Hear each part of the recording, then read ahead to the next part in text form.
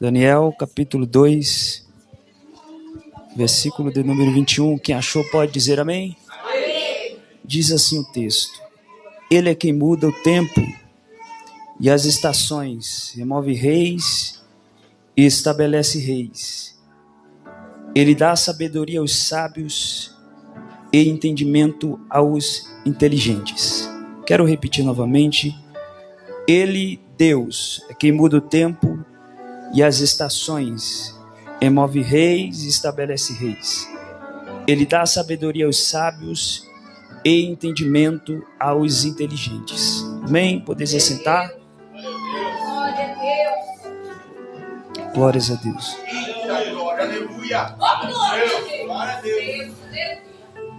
Meus irmãos, esse texto, no capítulo 2 de Daniel, versículo 3, vai nos retratar bem acerca da soberania de Deus. Todos nós sabemos que Deus, ele é soberano. Deus, ele tem um poder soberano e eterno sobre nossas vidas. E esta soberania de Deus significa dizer que ele tem a última palavra sempre. Quando Deus fala, ninguém revoga o que ele fala. Quando ele revoga, ninguém pode recorrer. Então, Deus é um princípio. A promessa é: eu te abençoarei. E o princípio é: obedece e vai. Se Abraão não obedecesse, certamente Deus não cumpriria as suas promessas. Com isso, nós compreendemos que, diante da soberania de Deus, ele estabelece princípios. E quando nós cumprimos esses princípios, nós alcançamos a vitória. Nós alcançamos as bênçãos de Deus. Certa vez, ou melhor dizendo, o texto que explica bem isso é o texto do próprio Abraão. Porque Abraão, ao obedecer este princípio, ele estava dizendo para Deus que ele reverenciava a soberania de Deus. E quem cumpre princípio, Deus jamais quebrará as promessas. Quem cumpre princípios, Deus jamais quebrará as suas promessas. O Antigo Testamento, com seus 39 livros, vai nos mostrar isso. O Antigo Testamento, ele é composto por esta soberania de Deus. No capítulo 1, versículo 1 de Gênesis, Deus diz: que haja luz, e houve luz. A soberania de Deus é demonstrada. Deus, sendo soberano, estabelece Adão e Eva. Adão e Eva, comam de todos os frutos, menos do fruto do conhecimento do bem e do mal. Deus estabelece sobre ele um princípio de sabedoria. Eles viviam em um jardim de bênçãos, em um jardim de vitória. Certa vez eles romperam esses princípios. E ao romper o princípio, a consequência é o afastamento de Deus e, consequentemente, as bênçãos de Deus se afastam de Adão e Eva. E Deus nos demonstra, diante dessas ações, das atitudes de Adão e Eva, que quando ele estabelece sobre nós um princípio, e eu cumpro esse princípio, certamente ele vai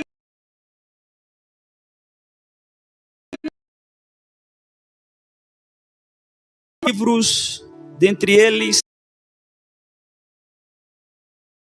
separa-se em Pentateuco, livros históricos, livros poéticos e os livros proféticos. O livro profético se divide em duas partes: profetas maiores, profetas menores. Dentre eles, profetas maiores está Daniel. E o livro de Daniel, ele vai representar o juízo de Deus. O livro de Daniel, junto com Jeremias e Isaías, vai retratar um pouco o período em que o povo de Israel passou. E este período vai demonstrar, certamente, a soberania de Deus. Porque Deus era um rei soberano sobre o povo, de forma que ele era o próprio rei do povo. Nós sabemos bem que desde o Gênesis, Deus arrancou o povo do Egito como forte para cumprir as suas promessas. Deus, reinando sobre o povo, o guiou sobre o deserto, fazendo vencer exércitos maiores. E certa feita, um homem por nome Acã resolveu romper o princípio de Deus e o povo de Deus perdeu. Mas quando o povo de Deus se arrependia, vivia diante desses princípios, Deus os dava a vitória. Deus fazia que o povo triunfasse em vitória. E o Antigo Testamento, ele vai nos mostrar, no capítulo de Daniel, capítulo 1, glórias a Deus, no capítulo 1 de Daniel, o livro ele vai nos demonstrar que Deus continua sendo soberano. No Antigo Testamento, nos primeiros livros, Deus era o rei do povo. Deus era o reino divino. Depois o povo pede a Deus um homem para o liderar. O texto vai dizer que o povo olha para as cidades vizinhas e sente desejo de ter um rei, assim como as outras cidades, os outros povos tinham. O povo vai até Samuel e Samuel fala com Deus. Deus permite que eles tenham um homem, uma nacionalidade, uma cultura, tinha uma crença, tinha uma fé, tinha uma história construída e alcançou sua vitória. Agora vai ver o juízo de Deus cair sobre ele. Por que o juízo de Deus caiu sobre eles? Porque eles romperam com os princípios estabelecidos por Deus. E aí, o capítulo 1 de Daniel vai dizer que o rei Nabucodonosor vai invadir a Babilônia. E ao invadir a Babilônia, o texto vai nos mostrar que ele leva os jovens dotados.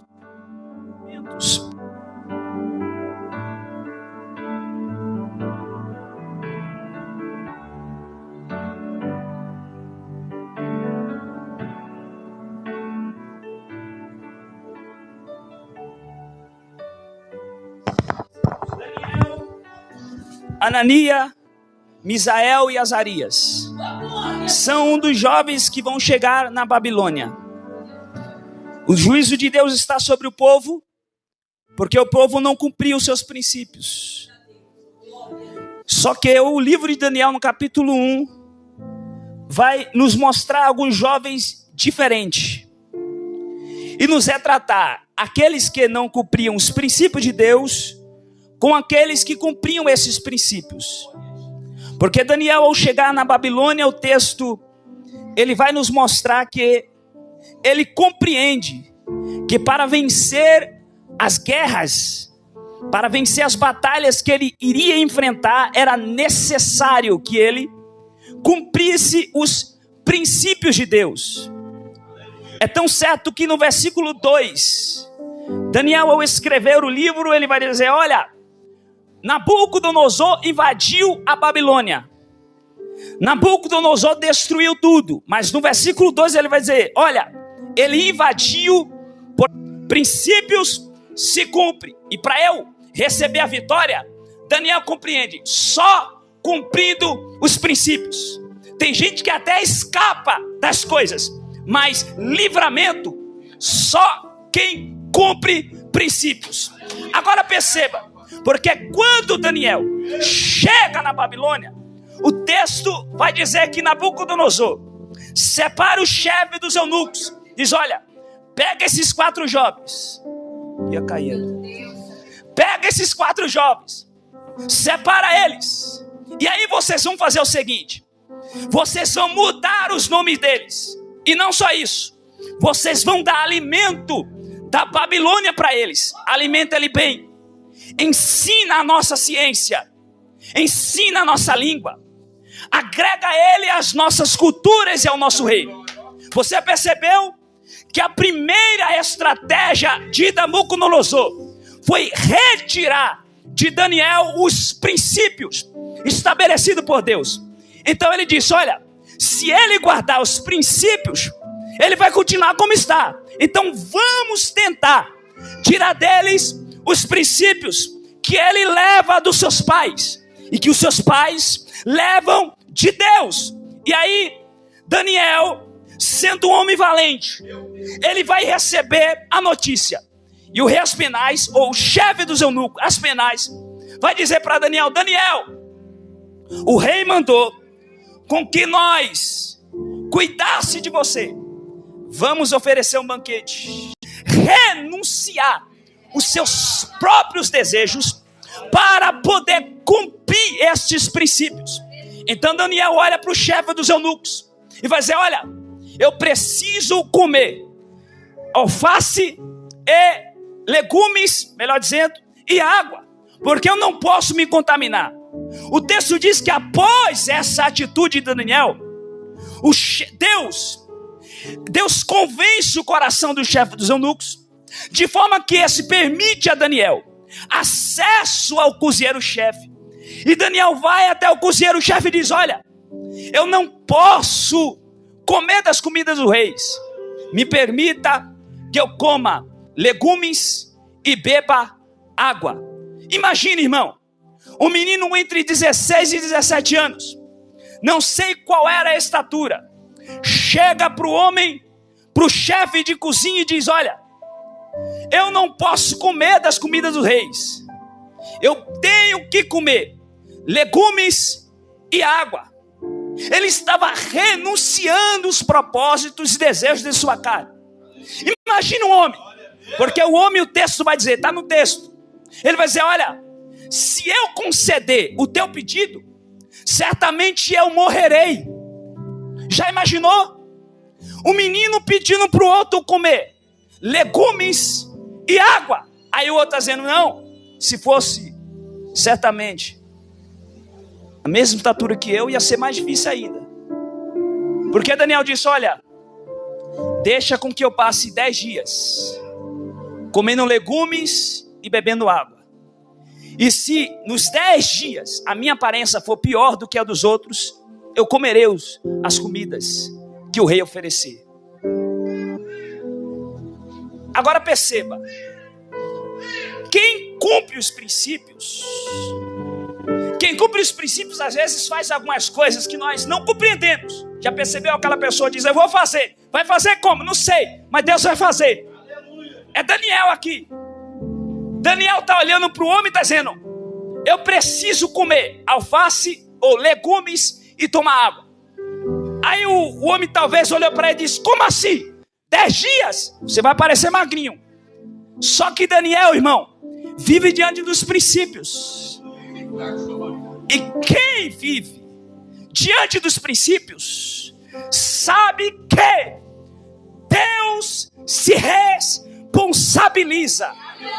Aí Daniel está dizendo: não, 10 dias, 10 dias. Legumes, legumes. Água, água. Está aceito. Daniel vai para casa. Aí a lógica é: quem come fartura vai ser mais? Vai ser mais gordinho. Fala aí, gente. Quem come fartura vai ser mais gordinho. Embora eu coma bastante. Mas quem come legumes e água, certamente 10 dias vai aparecer mais. É ou não é? Só que tem um porém. Quem vive em princípios, Deus rompe a lógica. Aí Daniel disse: vamos lá, 10 dias, 10 dias. O chefe dos eunucos disse: vamos nos apresentar ao rei. Aparência melhor. Estavam mais robustos. Estavam mais gordinhos. Imagine, pastor, 10 dias você comendo carne e eu comendo legumes. Aí nós chegamos aqui na igreja, o irmão disse para mim: você está mais gordinho do que o pastor. Aí alguém vai dizer: alguma coisa estranha tem aí. É mais ou menos isso que Deus faz para quem cumpre os princípios. A pessoa não tem dinheiro para comprar um carro e de repente aparece um carro, você diz: como é que você comprou um carro? Deus rompeu a lógica. Você olha para o irmão, olha para a conta, olha para a carteira, não tem nenhum real. Aparece do nada dizendo: eu comprei minha casa. Aí sua família diz: como é que você comprou sua casa? Você vai dizer para ele: Deus rompeu a lógica.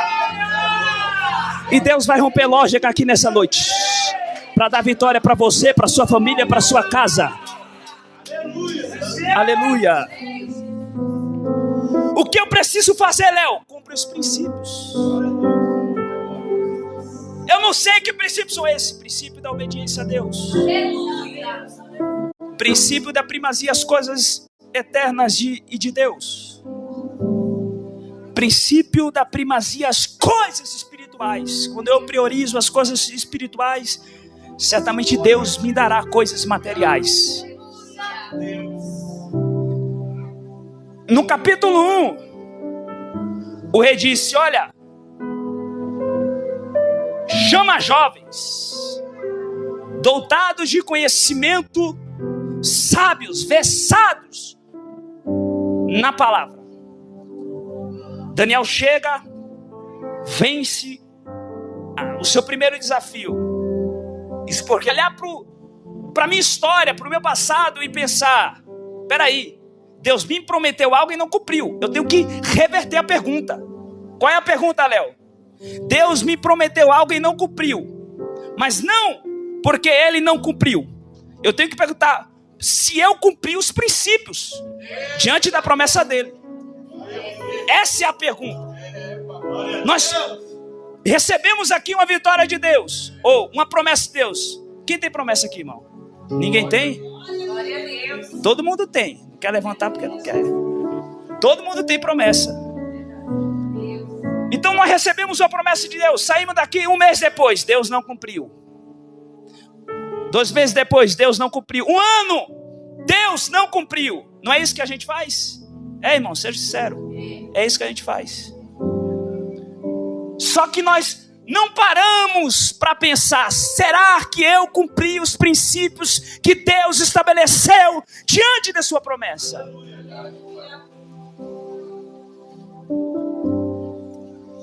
Irmão, o que Deus te entregou é seu. Só quem tira o que Deus te entregou é você mesmo. Ninguém mais. Ah, mas o capeta é furioso. O capeta é só furioso. Mas ele não impede de você receber o que você recebeu de Deus. Certamente ele vai usar você mesmo para poder retroagir a promessa que Deus fez a você. E o que Deus te entregou é seu. Ninguém vai tomar. Quem tem promessa aqui? Todo mundo tem promessa. Tem ou não tem? Eu tenho um monte, irmão. E a promessa é sua e ninguém tira. Só você pode neutralizar as promessas de Deus sobre sua vida. E a promessa que Ele te deu já é sua. Está na sua mão. Sim ou não é? Só falta eu. Aleluia. Pastor, eu ligo para o pastor. Me dá a sua Bíblia para mim. Ele vai dizer: eu dou. É minha, é sua. Só que ele vai estabelecer uma condição. Ele vai dizer: para você ter ela, vem buscar. Aí Jesus vai escrever: pedi e dai-se-vos-á. Aí, qual é o princípio? Buscar e acharei. Para eu conseguir, eu tenho que continuar. Eu tenho que permanecer no caminho. Eu tenho que continuar buscando. Aí ele diz: pedi e dá-se-vos-á, é meu. Buscais e acharei. Acharei o quê? Aquilo que ele me deu. Batei e abro-se-vos-á. Irmão, não entendeu? Sempre que o texto bíblico usa referência à porta, com porta, portas abertas, janelas, é para dizer que vai abençoar alguém. Aí Jesus vem e diz: pedi e dá-se-vos-á. Aí ele diz: só pedir e eu já te dou. Buscai e acharei. Acharei o quê? Aquilo que ele já te deu. Batei, e quando eu bato, ele abre a porta e me dá aquilo que ele já prometeu. O que é seu e ninguém toma. Léo, o que eu tenho que fazer? Só continuar no caminho, só continuar nas promessas, só continuar cumprindo os princípios deles que ele estabeleceu sobre sua vida. Certamente ele irá abençoar você. Os princípios, às vezes quando eu vou fazer uma pregação, acho que eu faço 2 horas de pregação. Esqueço que é 30, 40 minutos. Capítulo 1 era até o 6, mas vamos pular aqui. Irmão, os princípios, eles tendo filho, ela está fazendo com que a sociedade a veja como alguém não abençoada. Então isso cobra de Ana uma oração. E qual é a oração? Senhor, dai-me um filho que eu darei ao meu. Porque o propósito da época, irmão, era a mulher ter um filho para dar ao seu esposo. Era um motivo de honra. Ela queria ter esse filho para dar ao seu esposo. Logo a oração de Ana é: Senhor, dai-me um filho para que eu conceda a ela meu esposo. Ana está pedindo a Deus algo baseado em seus desejos, em seus propósitos, em seus objetivos, sim ou não? Sim. O objetivo de Ana é dar um filho ao seu esposo. Aí ela muda a oração. O texto vai dizer que Ana de repente não consegue mais falar. E a oração de Ana é: não mais, Senhor, dai-me um filho que darei a meu esposo. Senhor, se tu der-me um filho, eu entregarei a tua casa. Percebeu? A oração inicial era: Senhor, se o Senhor me der um filho. A oração era: Senhor, me dá um filho que para dar para o meu esposo. Aí Ana entende: enquanto eu não renunciar, ele não vai me dar. Então a oração hoje vai ser diferente. Ela se curva, ela ora, ele diz: tá doida? Tá doida não. Ela tá orando a Deus, os lábios começam a bater, a voz não sai mais, porque tá rompendo a lógica ali. Aí ela está olhando, está dizendo: Senhor, eu te pedi por tantas vezes da minha vida, me dá para eu dar para o meu esposo. Hoje eu quero te pedir uma coisa, me dá que eu vou te dar. Se o Senhor me dá, eu vou te dar. Irmão, capítulo 1, Ana está reclamando porque está sendo perseguida por Penina. Capítulo 2, Ana era estéril? Era. Mas no capítulo 2, ela está dizendo: Senhor, não só na medida que você pediu, Deus abençoará muito mais. Glórias a Deus. Você pode dar glórias a Deus essa noite? Você pode glorificar o nome dele? E eu termino. 1 minuto, pastor. 1 minuto. Glórias a Deus. O que Deus te prometeu é seu. E é isso que eu quero que você compreenda. Para você ver o que Deus te prometeu cumprir, é simples. Não tão simples, mas é algo básico. Você precisa apenas seguir os seus princípios. Os princípios que Deus estabeleceu para você.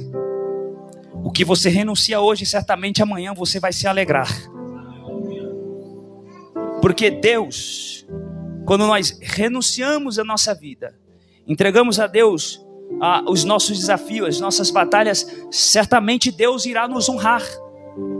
Josafá está na guerra e o texto diz que ele está com medo. Está subindo a ladeira e o exército é muito maior do que a deles. Aí Deus diz: Josafá, espera. Por quê? Essa peleja hoje não é sua, ela é minha. E aí o texto diz que Josafá fica esperando. De repente, aquela guerra que era para ele, Deus diz: não é minha. Por quê? Você cumpriu princípios. E tem guerras que quando para você é difícil, irmão, não se preocupa não. Só olha para você e diga: eu cumpri os princípios dele. Porque quando eu compreendo que eu cumpro os princípios dele, eu fico em paz. Eu fico em paz porque eu sei que ele é mais do que vencedor. Na época, culturalmente, os reis, quando iam para a guerra, eles cortavam parte da bandeira do exército inimigo e colocavam sobre sua orla. Quando o rei ia para a guerra, o outro rei olhava e dizia: olha, a orla daquele rei é grande, significa que ele venceu muita guerra. Aí os outros olhavam, amém. Glória a Deus, aleluia. Ô glória, Deus é poderoso, irmãos. Glória a Deus, aleluia. Palavra abençoada para os nossos corações. Quem não pegou, meu, tá aí a live para assistir de novo, hein? Meu Jesus da glória. Amém. Agora chegou o momento ao qual nós vamos separar aqui a nossa irmã. Amém. Glória a Deus, aleluia. Pode se assentar, meus queridos. Que está em Lucas capítulo 4, versículo 18. Vem para cá, varoa. Glória a Deus. Eu queria que a pastora Érica ficasse aqui perto também da varoa. Amém? Glória a Deus, aleluia. Nós vamos estar separando. No dia da unção, nós vamos derramar o óleo na cabeça. Aí cada um tem que trazer sua toalha, porque o negócio vai ficar estreito. Eu tenho que comprar óleo. Cadê os óleos daqui, hein? Amém? A Bíblia vai dizer assim, ó. Lucas capítulo 4, versículo 18. E o Espírito do Senhor é sobre mim, pois que me ungiu para evangelizar os pobres, enviou-me a curar os quebrantados de coração, a pregoar liberdade aos cativos e dar vista aos cegos, e pôr em liberdade os oprimidos e anunciar o ano aceitável do Senhor. Isso ela já faz. Amém? Nós vamos estar separando aqui a diaconisa Val para a missionária Val. E eu creio que ela já tem feito um trabalho perfeito desde onde ela veio para cá. Eu tenho conhecido aí há um ano.